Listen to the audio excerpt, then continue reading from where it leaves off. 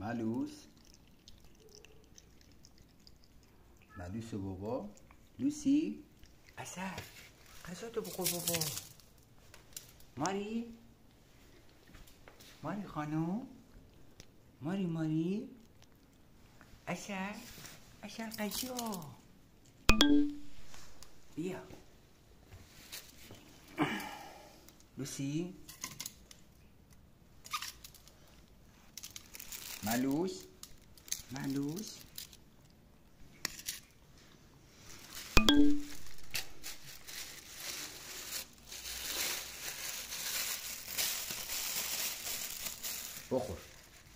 بخور تو بخور.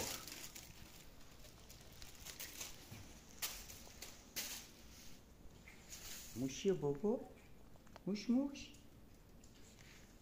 ده بابا. به مهمان داریم بابا، مهمون داریم.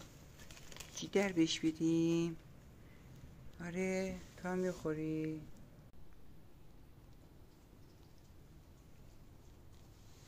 این اصل خانومه، مغز بادومه، خیلی هم فضوله. این هم نارنجک بابا، نارنجک.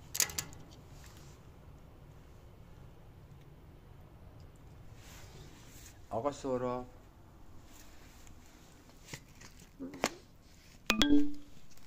بیا.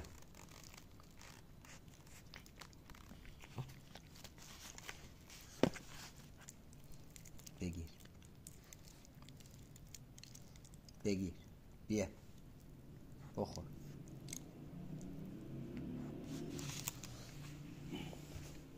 موشی جان، موشی غذاتو نخوردی بابا.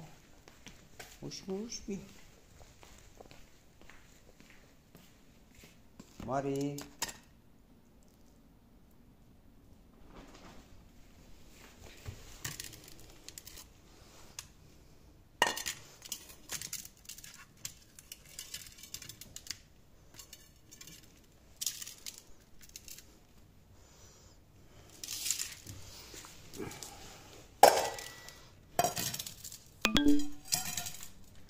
آقا سهراب پهلوون باباست. خانومه بیا بابا، بیا بهبت بخور.